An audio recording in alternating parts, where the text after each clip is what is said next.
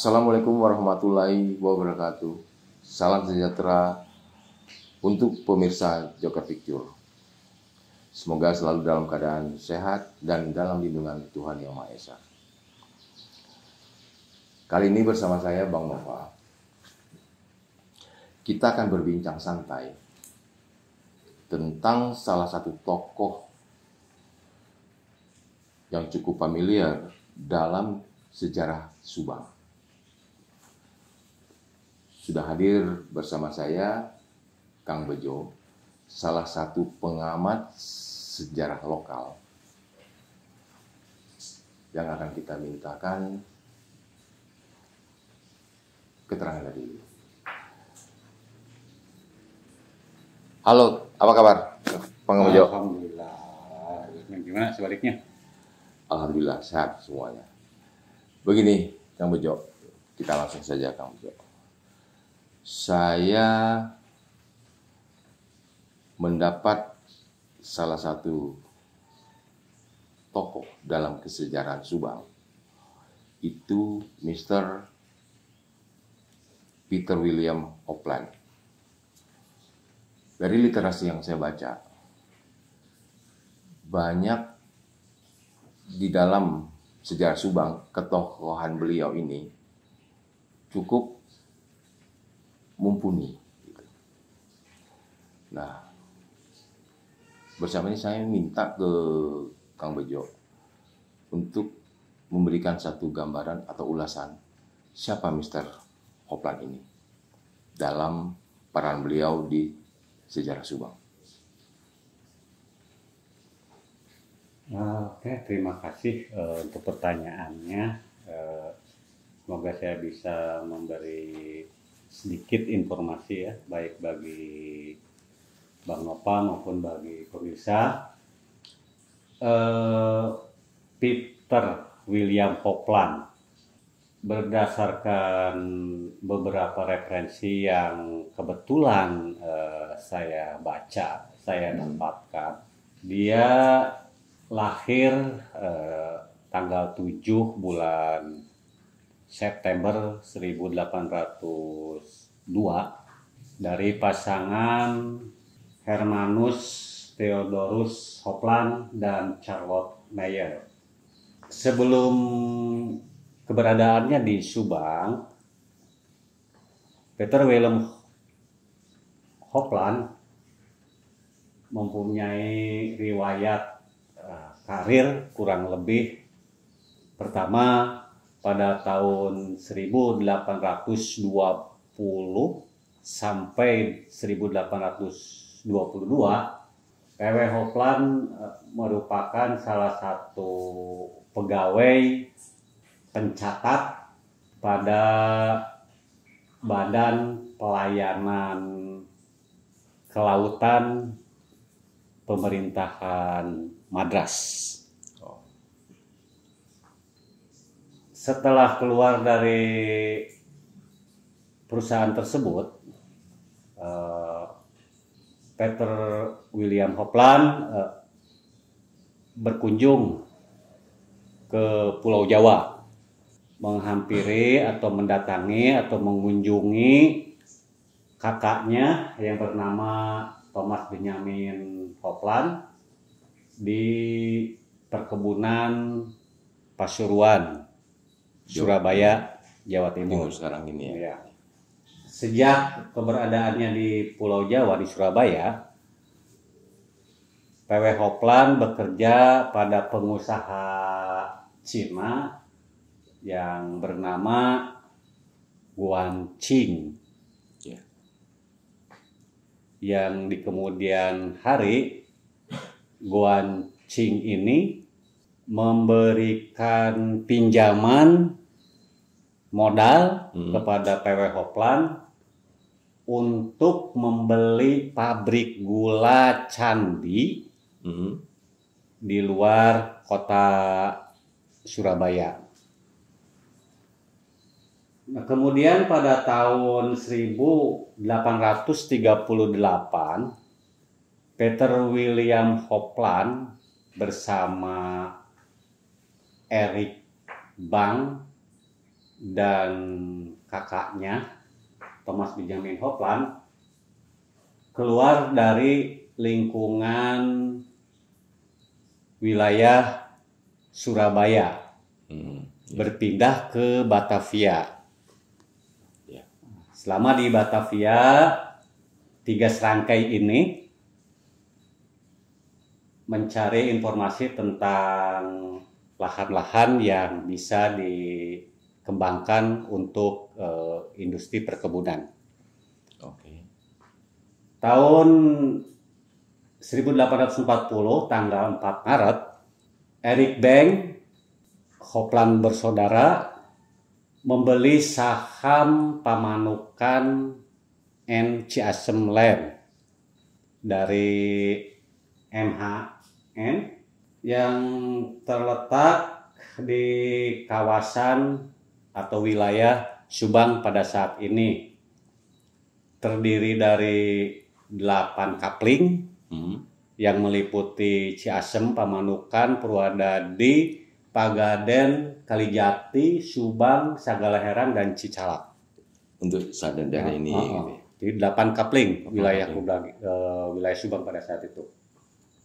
Pasca pembelian saham Pamanukan and Ciasem Land, mulailah PW Hoplan mengembangkan bisnis perkebunannya.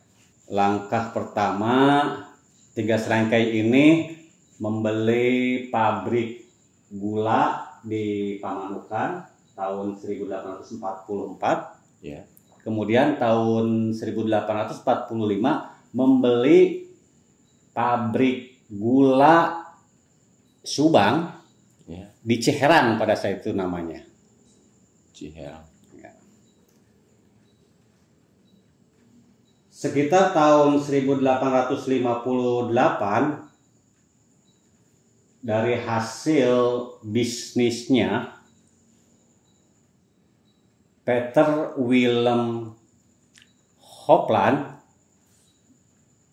mengambil alih saham Erik Bang karena Erik Bang meninggal tahun 1857.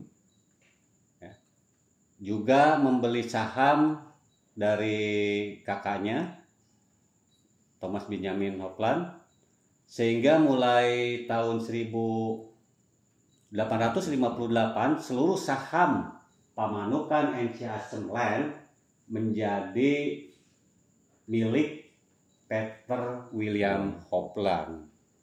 Nah, kemudian tahun 1859 tanggal 18 Agustus, PW Hoplan mendapat mandat untuk menyelenggarakan pemerintahan partikelir yang disebut pada saat itu Distrik Pamanukan and Ciasem. Jadi dalam distrik ya. Distrik. Jadi setingkat kabupaten itu sebetulnya. Dan pada tanggal 1 Januari 1870, PW Hoplan mereformasi sistem pemerintahan tradisional dengan mengubah nama distrik Pamanukan and Ciasem menjadi Kademangan Subang. Ya, Kademang. Selain itu, Hmm. PW Hoplan memindahkan kantor Hub Dedemang, bupatinya, ke wilayah Wanarja, Seperti itu. sebelah timur Ciherang. Nah, juga pada tanggal tersebut nama Ciherang diganti dengan Subang. Ya, ya. Sayangnya keberadaan Tuan Hoplan di Subang harus berakhir ketika beliau wafat tanggal 4 Februari 1872,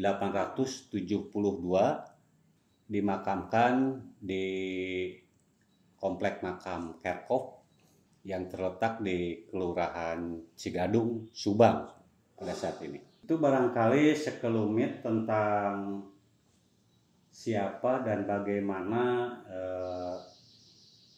karir perjalanan Tuan Hoplan secara singkat ya. Ya.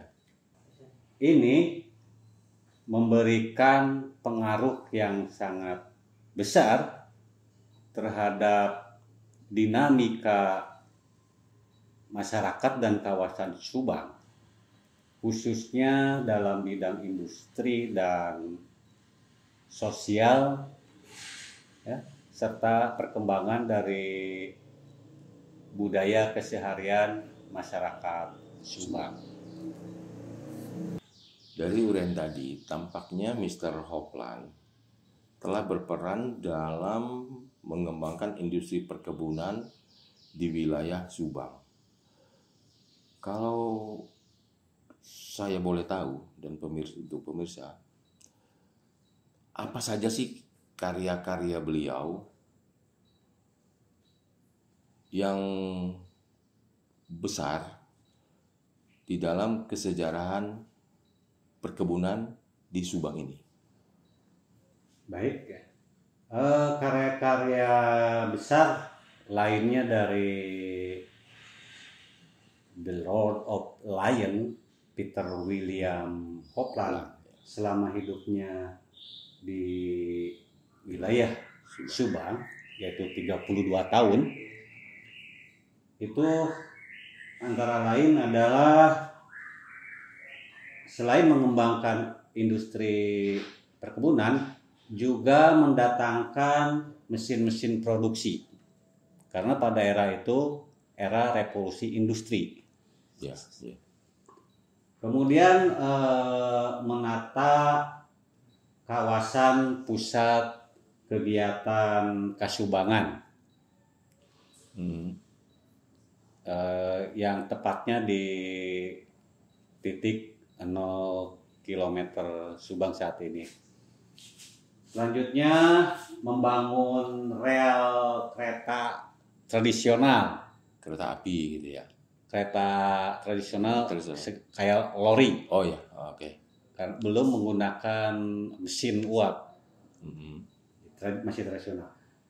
Kemudian membangun jaringan irigasi terutama di daerah aliran sungai Cigadung, dari bagian selatan hingga ke utara. Daerah pantai utara. Untuk mendukung aktivitas pertanian padi terutama. Selain itu, Peter William Hoplan membangun pembangkit listrik tenaga air di Cijambe dan Cisampih, juga membangun gardu listrik untuk memenuhi kebutuhan listrik di setiap perkebunannya. Memetakan kawasan atau wilayah administrasi sehingga berbentuk seperti sekarang ini, itu juga merupakan karya dari Hoplan. Ya. Selanjutnya karya lainnya yaitu memperkenalkan seni tradisional Kabupaten Subang kepada masyarakat Eropa, memperkenalkan juga arsitektur bangunan gaya Barat, terutama gaya Eropa ya. Gaya Eropa seperti bendungan-bendungan, bangunan-bangunan yang sekarang sudah merupakan heritage dari sejarah lokal Subang. Terakhir yang paling penting adalah bahwa Peter William Hopland menunjukkan keteladanan sikap sosial yang toleran, kooperatif, dan penuh kasih sayang kepada warga pribumi Subang. Itulah mengapa keberadaan Tuan Hopland ini sangat dibesar-besarkan, sangat dihormati, sangat dihargai. Saya sendiri memberi beliau gelar sebagai sang revolusioner Untuk sejarah Subang. Peter William Hopland. Kalau saya boleh tahu nih, Kang Bejo, dari sebagian karya-karya besarnya, kalau tadi kan ada uraian di bidang perkebunan, industrinya mungkin seperti industri apa gitu ya kan, sehingga saat ini masih ada nggak ibaratnya kita menapak tilas industri yang beliau bangun di wilayah Subang itu selain dari perkebunan? Perkebunan itu terutama adalah menghasilkan produk gula. Oh, Gula pasir, gula putih. Yang jadi komoditi ekspor utama pada saat itu. Kemudian juga teh. Nah, selain tentu saja padi, kina, pohon jati, kopi bahkan. Itu banyak ragam dari industri perkebunan karya beliau. Kalau dari karya besar beliau, salah satunya seperti bangunan-bangunan di dalam beliau menata wilayah Subang. Itu untuk saat ini yang bisa kita lihat faktanya gitu. Itu salah satunya bangunan apa?